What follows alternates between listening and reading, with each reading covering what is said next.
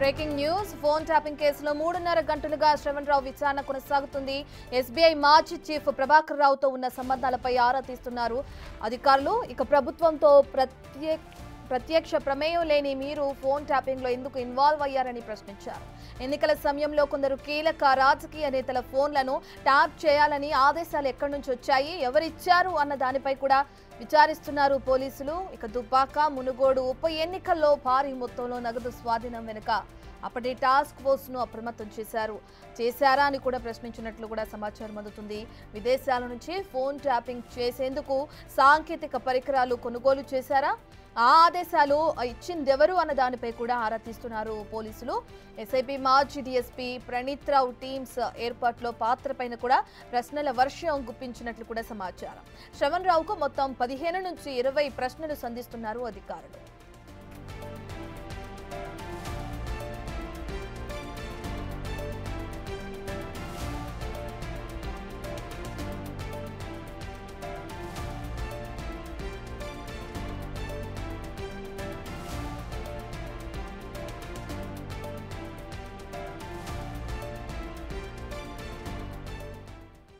పూర్తి డీటెయిల్స్ మా ప్రతినిధి రాణా లైవ్ లో అందిస్తారు. రైట్ రాణా, మనం చూస్తే ఇప్పటికే ఫోన్ ట్యాపింగ్ కి సంబంధించి శ్రవణ్ రావు విచారణ కొనసాగుతుంది.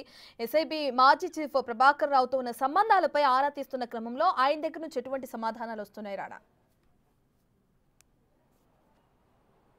అసలు ఈ ఫోన్ ట్యాపింగ్ వ్యవహారంలో మీరు ఇన్వాల్వ్ కావాల్సినటువంటి అవసరం ఏమొచ్చింది, అసలు మీకు పరిచయం చేపించింది ఎవరు? ప్రభాకర్ రావుని కానీ ఇతర ఈ ఫోన్ ట్యాపింగ్ చేసినటువంటి వ్యక్తులు ఎవరైతే ఉన్నారో ఒక టీం అంతా, ఆ టీం అంతా కూడా మీకు ఇంట్రడ్యూస్ చేసినటువంటి వ్యక్తి ఎవరు అని క్వశ్చన్ చేసినప్పుడు ఒక రాజకీయ పార్టీకి సంబంధించినటువంటి కీలక నేత నాకు ఇట్లా ప్రభాకర్ రావుని అలా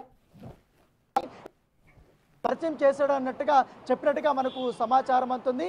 సో ప్రభాకర్ రావుతో శ్రవణ్ రావు గురించి చెప్పినట్టుగా రాజకీయ నాయకుడు, ఇతనైతే ఏ ప్రాబ్లము ఉండదు, ఒక విషయం కూడా బయటకు పోదు, దాంతోపాటు మీరు నమ్మచ్చు, పైగా ఇక్కడి నుంచి కూడా వ్యవహారాలు కూడా చేయొచ్చు అనే ఉద్దేశంతో ఆ రాజకీయ నాయకుడు ప్రభాకర్ రావుకి ముందు చెప్పినట్టుగా మనకు సమాచారం ఉంది. ఆ నేపథ్యంలోనే ప్రభాకర్ రావు శ్రవణ్ రావు ఒక జట్టులాగా ఏర్పడి టీమ్స్ ఏర్పరచారు. ఎస్ఐబి సంబంధించిన ఆఫీస్లో ఆల్రెడీ ప్రణీత్ రావు నేతృత్వంలో ఒక టీంని ఏర్పాటు చేసుకోవడము, అక్కడంతా వ్యవహారాలంతా నడిపించడం. తర్వాత ఈ ప్రైవేటు, ఎందుకంటే రియల్టర్స్ని, రాజకీయ నాయకుల్ని, ముఖ్యంగా ఎవరైతే ఫార్మాకి సంబంధించినటువంటి వారిని, ప్రముఖ పారిశ్రామికవేత్తల్ని, వీరిని లక్ష్యం చేసుకుని ఏదన్నా పార్టీకి వీరు అనుకూలంగా ఉన్నారా, లేకపోతే ఎలక్షన్ సమయంలో వీరు ఆ పార్టీలకి నగదు కానీ ఏమైనా సప్లై చేసే అవకాశం ఉందా అనే ఉద్దేశంతో వారిపైన పూర్తి స్థాయిలో నిఘా వేయడము, దాంతోపాటు కాంగ్రెస్ పార్టీకి సంబంధించినటువంటి చాలా కీలకమైనటువంటి నేతల్ని యొక్క కదలికలు, వాళ్ళు ఎవరితో మాట్లాడుతున్నారు, బీఆర్ఎస్ పార్టీ నుంచి ఎవరైనా వాళ్ళతో టచ్లో ఉన్నారా,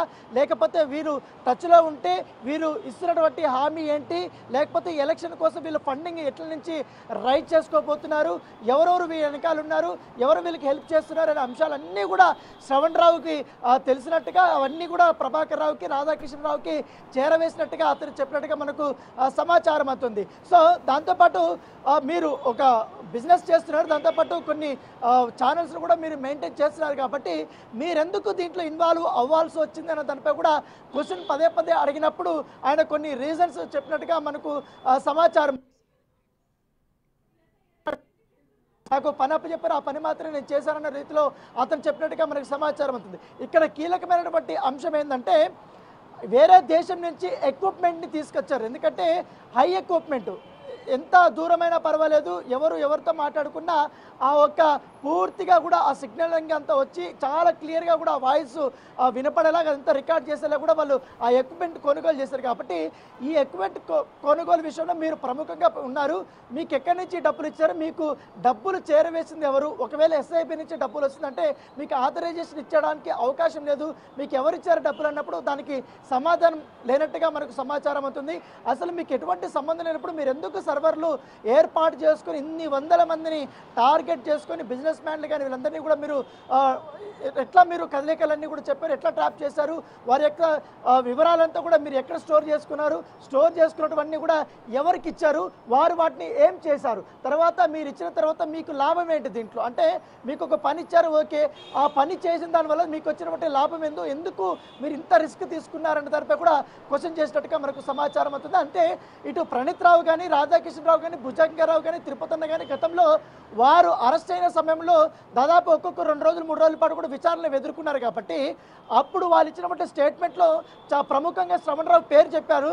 దాంతోపాటు ఆయన ఇన్వాల్వ్మెంట్, ఆయన ఎవరెవరు పేర్లు చెప్పారు, ఎవరెవరిని ట్యాప్ చేయాలన్న దానిపైన ఎక్కడి నుంచి డబ్బులు ఎక్కడ వెళ్తుంది అని ఇన్ఫర్మేషన్ చెప్పారు. కాబట్టి దాంతోపాటు అవన్నీ కూడా ఇన్ఫర్మేషన్ తీసుకుని ఆ స్టేట్మెంట్ ఆధారంగా ఆయన ముందుంచి క్వశ్చన్ చేసి